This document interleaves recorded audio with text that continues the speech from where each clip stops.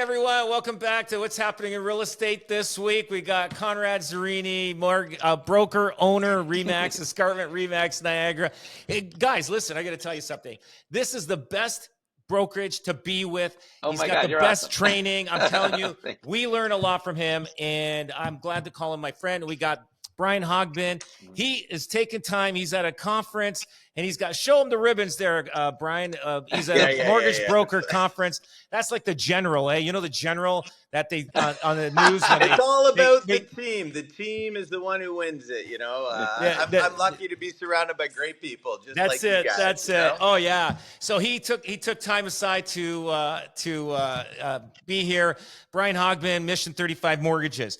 So, guys, there's a couple things. I'm gonna talk about my driving record. I want to find out what. Wow. I want to find out how your driving records are. But you're gonna laugh. So Phil, my son Phil, he had a deal fall apart on a property in Grimsby that highlight and just to highlight the importance of the lesson for buyers. The sellers provided their own pre-listing home inspection, but he strongly advised his buyer to conduct an independent inspection. And the difference between the two reports was shocking. Now, our inspector uncovered the structural support beams in the basement had been cut and compromised and were no longer providing proper support, as well as the presence of outdated knob and tube wiring. Both major issues were completely missing from the seller's inspection report. This is a perfect example why buyers should never rely solely on seller's inspection report. So, like, that shouldn't have happened. You know, no, never. That shouldn't have happened because a lot of people depend, especially when a market's fast paced, especially in the Greater Toronto area, they do inspection reports. So when people are bidding for the offer on a house, they have a report on it. Now, if the report's been compromised, could the buyer go after the home inspector and the seller of the home? Well, the home inspector's got limited liability to the cost of whatever the report is, so $400. Yeah, that's right. Yeah, and you signed that, and you signed that before the home inspection. And the home inspection's only good on the day it was done, right? Like it's kind of like, was it a pre-existing condition or not? That's my understanding of it. If a basement's not leaking on the day the home inspection's done, and it leaks the next day, was it pre-existing? Yeah, but they have moisture meters and whatever. Yeah. But I will say, if it was okay, and I don't want to give a name of a company, but if it was Carson Dunlop, okay, no. I'm saying in a good way. Carson Dunlop is very thorough. Yes, their inspections are not $400. Like that's what I'm getting at. If it was a Carson Dunlop pre-inspection, I'd say yes. I can't say that about everybody. That's all I'm getting at. No, I mean positive. Yeah. And who knows? It's Eddie who learned on a weekend. Like, that's a whole different story. Eddie took a course on a weekend, and I can't trust those guys. No, I know. There's different ones, too. There's the ones where someone does a walkthrough. I've seen home inspectors say, give me $100 and I'll do a walkthrough. I gotta tell you a story. And then there's the $400 report. It's like, what do you want to get here? So yeah, I went. So when I first got into business, it was probably the first 2-3 years, and I was representing the seller, and then the buyer couldn't be there at the home inspection report. Either could the agent. So anyway, I show up. So everybody was kind of I don't want to say anything negative about shoemakers, but we kind of use that. Everybody was kind of like, anyway, unprofessional. The buyer agent was unprofessional. So I show up this home inspection representing the seller. The guy shows up with a clipboard, right? Like this. And he starts walking around. Yeah, windows look good. Check.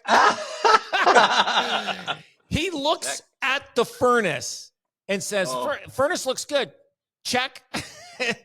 I couldn't believe it. This home inspection. Was he just checking to make sure it was there? Like, I windows, think so. Check. This home inspection, I couldn't believe it. I thought it was going to be there 3 hours. I don't know, 4 hours. It was done in 15 minutes. Well, you know what? That is exactly what a home appraisal is.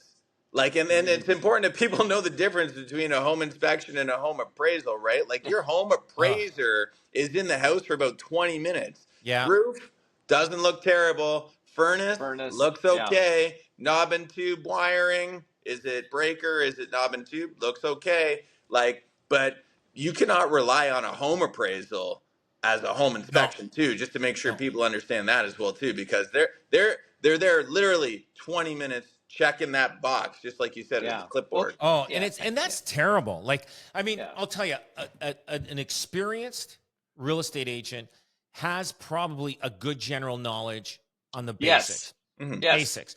Like any one of us, and yourself also, Brian, because your wife's a real estate agent, but you also own properties. You're an investor of properties, so you've gone through a lot of properties, and we've gone through them. And we got, we understand the windows. We could see if it's, in good shape or not. We can find out how old they are, what they are. Thank God for vinyl windows that came in. Houses, windows are lasting a lot longer, not being replaced like the ones before the 1980s were done. Now, we could tell, basically the basics, not structural. Sometimes you can, if you see any leaky in the basements. But the thing is, I always tell people, look, home inspectors can't tell what's behind the walls. They No. can't.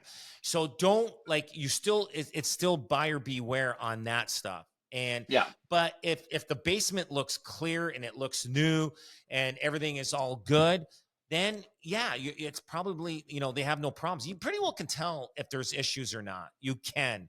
And like whether the basement's finished or not finished. I remember one time years ago, there was a lot of, what do you call it? Marijuana grow ops in houses.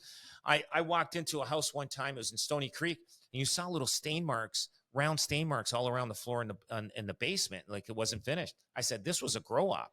And they go, Yeah. I go, how do you know, Rob? I go, this was a grow op. I go, Guaranteed. yeah. Anyway, so we didn't go forward with the house. And I said, you can Google the house. You can find out what's going on or talk to the neighbors.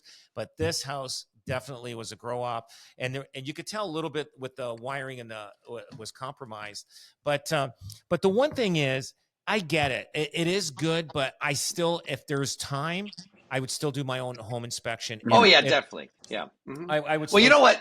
You know what's interesting? Because I was at a conference about a year ago. It's when CoStar, the guys that own Homes.com, they just bought Matterport, and what they were talking about was exterior Matterport videos, and they were testing them in different markets, and they attached AI to it, and they can tell you the age of the roof.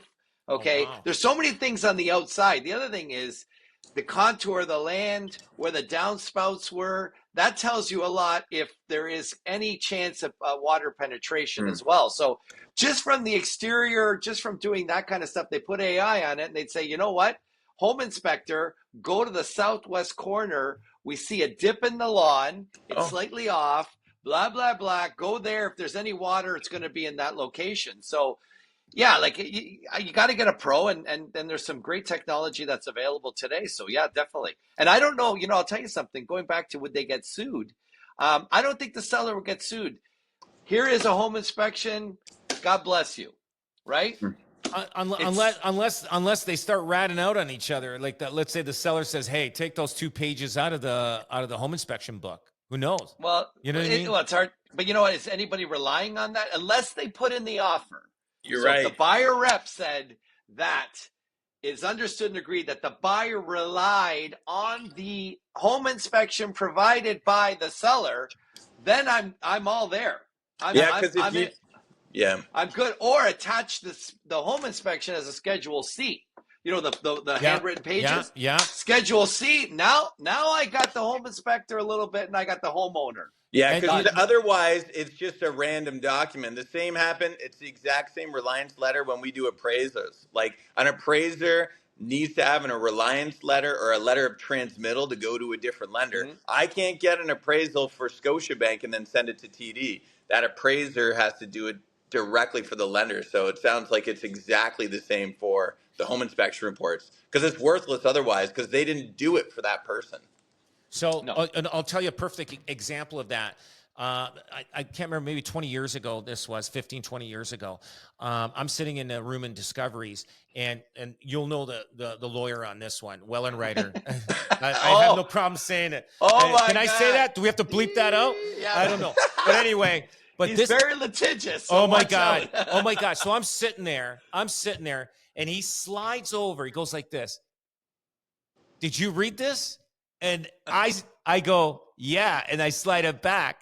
I go, did you read it? I go, this is a fraudulent appraisal. I says, you want to go with this? And you should see the court reporter's typing and she's laughing. She's smiling. I go, you had somebody falsify an appraisal on this thing. I go, I know what this is. You're basing price on actives, not one sale on here. And you know, yep. so doesn't anyway, apply. that doesn't apply. That dragged on for 5 years. Oh my God. It was the longest. Tom Randall said it was the longest court. And guess what? We won. Oh wow, amazing. We won. Good on we you won. guys. Yeah. We won. We did nothing wrong. Nothing wrong on that. We won. And you know what? It's the same thing. You know what? Like that lawyer hired somebody to falsify an appraisal. Like he could have. Well, I wanted to file a complaint against the Institute of Appraisal of Canada or whatever to say this guy is using his program or his appraisal as falsifying for court readings. So we actually got an appraisal done on the same property. It cost $15,000 to get. wow. And it was totally legitimate. And so anyway, that dragged on. And the reason why it dragged on so much, because he didn't like me. He just didn't know you. No, Rob. come he on. Didn't know you No. like we Why? do. Why? That's what it is. Yeah. Why? It can't be. It can't be. Say it isn't so. Yeah. I couldn't understand. But the main objective is get your own appraisal if you can. But if you're in a fast booming market, sometimes it's hard, and you're gonna have to read between the lines on that appraisal, just like you said, Conrad. You know what? Put something in the offer saying you're totally relying on this appraisal, because the homeowner signed that agreement, not the buyer. So he can sue that inspector if he wants to. So what else is happening out there in the world of real estate? I think you know what it's there's this sentiment of the spring market delay and things are bubbling up. So I got the pleasure of being in one of the most beautiful condos, and it's a flagship condo for the Tridel group, right? Yeah. And I was in this condo in the well. I tell you, it was extraordinary. So I got a chance to talk to those people there, and they're saying it's very interesting where the market is for them. I say, where you see sales happening, and she says the 2 million plus is on fire. Wow. Can you imagine? Like, so people like the end user luxurious condo is where they see that this market happening right now. So it's people downsizing in Toronto. They got the house is probably worth 3 to 4 million, and they're putting half of it, and they can do that in Toronto because you're talking some single detached is pretty high price there, right? Yeah. And they're buying these beautiful rich condos with beautiful amenities, like extraordinary amenities and finishings. Like, just, I tell you, I was blown away by some of the finishings and the materials they used. And it's very interesting. They're using old world and new world. They had terrazzo and natural stone. And the funny thing is, it was almost like they were, those baby boomers remember the terrazzo floors, right? And they're bringing back something recognizable and the dark woods and things like that, the dark rich woods. So they're appealing to a different clientele, and that baby boomer with some money is definitely the clientele that they're serving right now. So it's interesting, a little bright. And we even saw with our AI search. Our AI search showed, yes, there was that, like, I would say 500 to 800,000, and then we saw another blip, 1.6 to 2 million. That was another. There was two peaks, and and they call it the missing middle. The missing middle is where their issues are. Right? Yeah. Where can I get those stats that you just mentioned? Okay, I got it. We just had our market update. And the keyword searches, you'd love them, Rob. There was one keyword search that was interesting. It was craftsman style, and pool was probably up there from January, February, March was like probably the number one most AI search thing on our website. So interesting words, yeah. If I can get some of that information, that'd be awesome. I'll get it all to you. Yeah, definitely. And then you just kind of integrate it into your extra remarks, and you'll see what happens, right? So question, gonna ask you guys, we're gonna end this. Brian, are you always in the rush going places? There's a reason why I don't drive a branded vehicle anymore, Rob. I'll tell you a story, actually. The funny story really quick, because we have the Mission 35 Jeeps, and I had one as well, too. Yeah. So I was out and around Paris area, and I didn't really know the street very well, and I was in a turning lane, and I went straight through and totally cut somebody off in my Mission 35 Jeep. And I was like, I'm sorry. And then one of my admins calls and says, I think this is for you. They took a picture of the car, sent it into the info at Mission 35 and said, I don't know who's driving this, but you guys are terrible. Yeah, yeah. I'm like, I've had the same thing, man. I've had the same thing. I had to stop. I couldn't drive it anymore. I was getting calls, and I say, I think that's one of my kids driving it. I appreciate you calling me. Totally. I gotta give it that. I appreciate it. Conrad, how about you? How was your driving record? You know what? It used to be worse because I used to like always rush for appointments. Now I try to get there early. Yeah. But I get caught with the texting. So Man, oh man. Yeah. Here. So I got my driving record because I knew I had quite a few speeding tickets. So in my lifetime of driving, give me a guess how much you think I've got, how many tickets I've gotten. Oh my God. 14. Not parking or speeding? No, all to deal with highway traffic, like Highway Traffic Act. I'm gonna say, 15 tickets. Conrad, what do you think? Like you've been driving for what? Like can't be one a year. Like can't be, right? So Right. I'll say 20 maybe at the most. That's the highest. Yeah. 68 tickets. Oh my God. How do you have a license, Rob? Listen to this. Listen to this. I had a breakdown. I went to get my driving record. It came this thick. How far back do they go? Right when I got my license at 16 years old. Conrad. Rob was wondering why his insurance is $10,000 a month. No, I had to fight every God. ticket. 40. Yeah. Okay, listen to this. 44 speeding tickets. 44. Oh my God. Okay, now three were no. On top of that, there was 3 with no insurance. But because I got the no insurance ticket, they were originally started from speeding. Yes, that's mine too. Yeah. one red light ticket, 3 seatbelt tickets. Now, Wow. I always never paid my tickets because I found one time that sometimes they lose them and they never submitted them. Well, and what happens is if you don't pay it, they suspend your license. Yeah. So I had 7 suspensions. Oh my God. Listen to this. 2 having no license. Well, chances are those were speeding tickets because I had no license. Yeah. 1 headlight ticket. Like, what cop gives a headlight ticket? That was speeding. Yeah. Oh yeah. They're trying to find something, right? Help me out here. Radar detector was 1. I'll never forget that one. Really? And another Wow. one. 2 having the phone. Oh wow. 68 tickets. So I guess if you want to be a top salesperson out there, if you got a lot of tickets, I want you. You come to me. Yes. You're the man I want to work with. Yes, That's absolutely. it. You're a go-getter. It shows you're very committed to your job, Rob. That's for sure. You're very committed. But question here, guys. You guys both have daughters.